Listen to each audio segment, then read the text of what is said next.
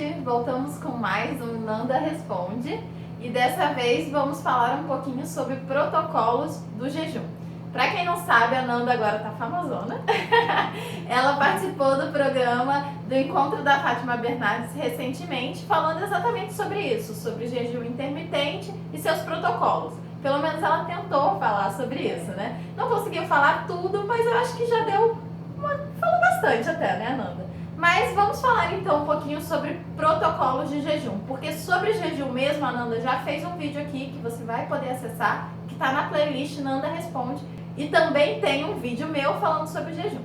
Então, Nanda, quais são os tipos de protocolos? São protocolos diferentes, né, alguns. Explica um pouquinho sobre isso. Tá bom. Oi, Malu. Oi, gente. Saudade de vocês. Faz tempo que eu não apareço Faz aqui, tempo, né? é verdade.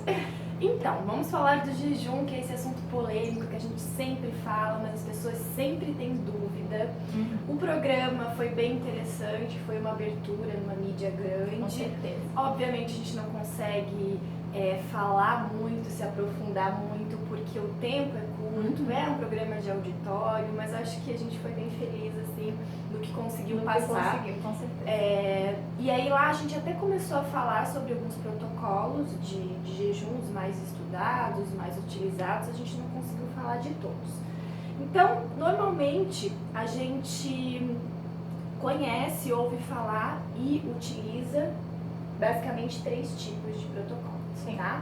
Eu vou começar pelo que não é tão fácil de aderir, que é o 5-2 ou 5-2. Como é que funciona, tá? A gente faz 5 dias de uma alimentação normal, natural, comendo só com fome, uma dieta balanceada, e 2 dias comendo mulheres 500 calorias, homens 600 calorias. Você pode comer isso em uma refeição ou em 2 refeições, tá? Eu particularmente não gosto muito desse Diminui muito desse assim, protocolo. né? Eu acho que é difícil você comer poucas calorias num dia. Parece que isso dá mais fome ainda. Essa é a minha experiência pessoal e das pessoas que tentam também. Eu já tentei com alguns pacientes, eles não curtem muito. Mas é um dos protocolos. Sim. Tá? O outro protocolo que é bem falado é o 16-8. Mas vamos deixar isso para o final. Vamos falar do Eat, Stop, Eat, que é o de comer a cada 24 horas. Então, come, para, come.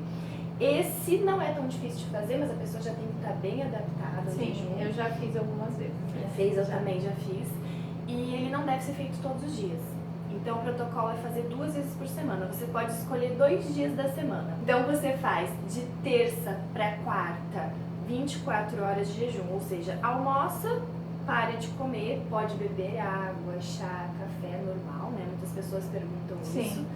E almoça na quarta-feira. Então, você faz 24, tem gente que faz 23 horas. Ok, tá? Depois, come normalmente, conforme a fome. E aí, de quinta para sexta, faz um novo período de 24 horas.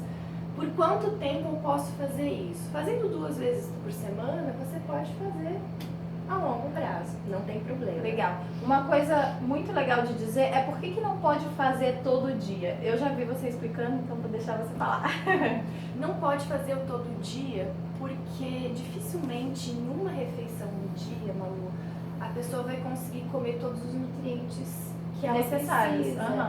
E aí ela acaba fazendo uma restrição calórica também. Claro, muito severa. Muito severa. Claro que um dos resultados de emagrecimento do jejum é a restrição calórica. Tá?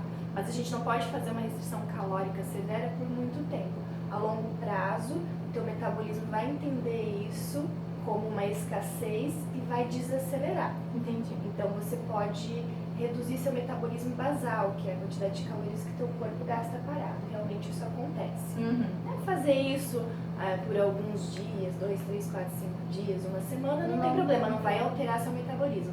Mas quem toma isso por um hábito e aí passa a comer, sei lá, menos de 900 calorias todos os dias, como um hábito mesmo de vida, vai ter um metabolismo mais lento. E aí sim pode perder massa muscular. Sim. Né? Que é a mesma coisa que a pessoa fazer uma dieta de restrição calórica. Sim. Sem contar também que fazendo uma única refeição você não consegue variar também, às vezes, muitos nutrientes e aí você pode ter algum tipo de deficiência. De carência nutricional, exatamente. Então essa é uma dúvida que muita gente me pergunta se pode fazer todo dia de 24 horas. O que algumas pessoas fazem é o de 20. Então você come durante 4 horas, que aí é mais fácil. É uma janelinha. É uma janelinha de 4 horas e 20 horas de jejum.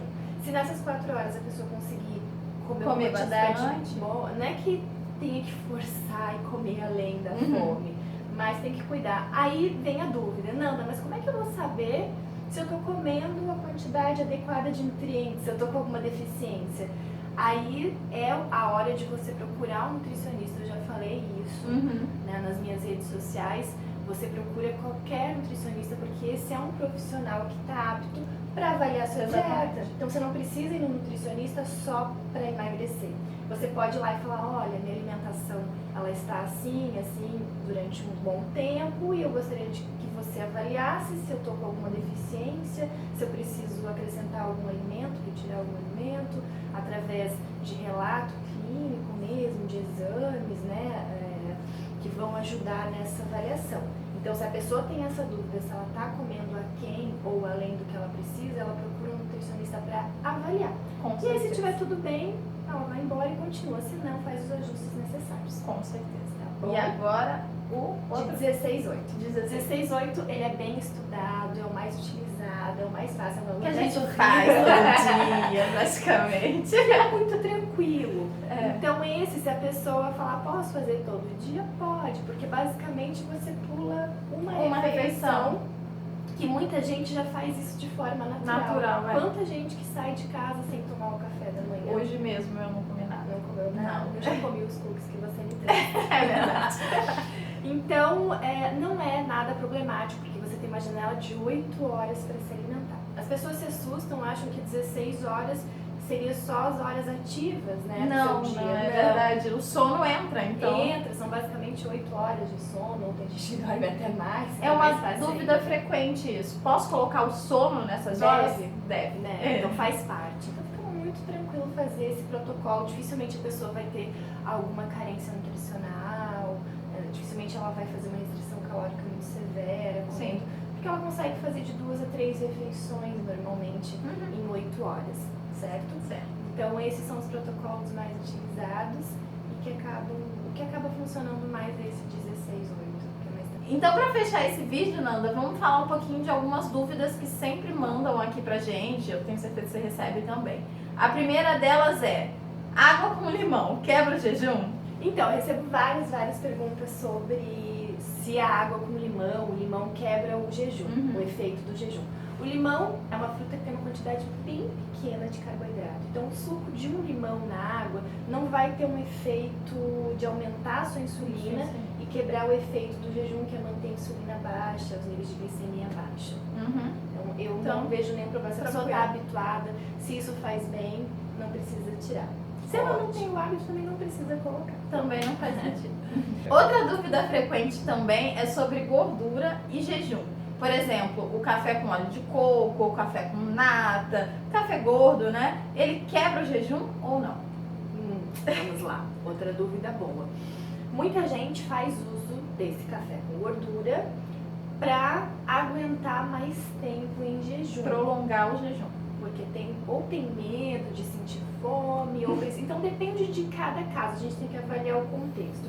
Se a pessoa acorda, não tem fome, consegue seguir aquelas horas em jejum sem nada, só com água, não tem por que ela colocar gordura no café dela. Muitas vezes a pessoa faz o teste, tira a gordura do café e só o café já é o suficiente, vai treinar numa boa e tal. Então ela tem que experimentar.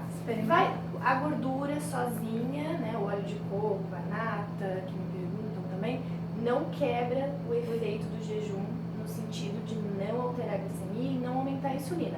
Mas tem um valor calórico. Sim, é isso que eu sempre falo, né? Uma colher de óleo de coco, de nata, enfim, vai ter uma média de 130 calorias. Porém, se nas demais refeições ela não exagerar, não vai também perder esse efeito de receita. Porque se ela fizesse uma refeição, teria muito mais que 130 calorias.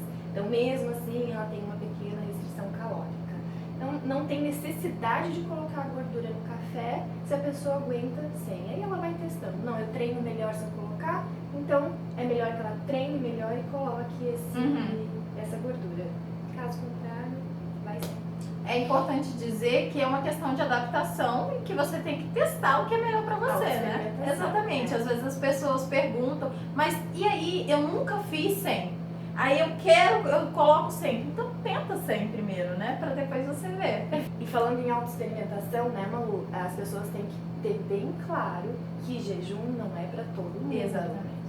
Poxa, então jejum emagrece, jejum é a salvação de todos os problemas. Não é isso.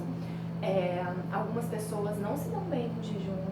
Muitas pessoas não precisam de jejum. Exato. Muitas pessoas conseguem manter o corpo legal, a saúde em dia, comendo de 3 em 3 horas.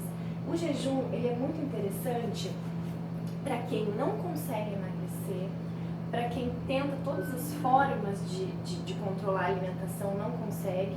E aí o jejum é uma forma que ele consegue emagrecer e sustentar esse resultado, ele se dá bem, aquilo é confortável para ele, porque não deve ser um sacrifício. Exatamente. Né? Tem que ser prazeroso, tem que ser tranquilo. Não pode ser usado como uma forma de compensação, né? Tem uma alimentação toda errada e vou compensar fazendo jejum. Sim. A gente às vezes até faz isso porque, comi muito na noite anterior e realmente fico sem fome por bastante Sim, mas horas. aí é natural. É natural. Mas a gente não deve usar assim, poxa, é sacrificante, eu fico com fome, com dor de cabeça, é chato, fico mal-humorada porque eu tô fazendo isso para compensar uma alimentação errada que eu tenho. Isso não deve ser feito. Tipo, punição ao seu corpo, não né? pode. Não é legal. Pode. Uma coisa, posso falar? Pode falar. Sobre transtornos alimentares, que muita gente fica preocupada. Eu já recebi mensagens de mães falando que o jejum pode ser influenciar pessoas, adolescentes a terem transtornos alimentares. Não é bem assim, né? Transtorno alimentar não surge do nada. Então a pessoa tem um histórico, ela tem uma propensão, e aí ela geralmente faz um acompanhamento psiquiátrico ou psicológico, dificilmente. Muito pelo contrário, né? O jejum ele ajuda muito na melhora de compulsão alimentar. Melhora bastante a compulsão alimentar, porque comer de 3 em 3 horas às vezes deixa o compulsivo, ansioso, pensando em comida o tempo todo. Quando a pessoa aprende a respeitar a fome, comer só quando ela tem fome, ela se liberta. Então ela pensa em comida quando ela tem fome, né? Tirando as partes sociais, obviamente, onde envolve comida. Mas melhora bastante, eu tenho vários casos, inclusive, de Eu melhora. sou prova viva disso. Eu com certeza melhorei bastante. Eu também, fui uma compulsiva, Sim, mas eu já tive mini compulsões alimentares e com o jejum melhorou. O jejum que ensinou a comer só com fome melhorou bastante. Para encerrar, então, vamos falar sobre o último tema, que seria esses jejuns muito longos, que agora parece que tá na moda aí. O que você acha disso? Isso realmente é uma coisa que tem, assim, característica de moda.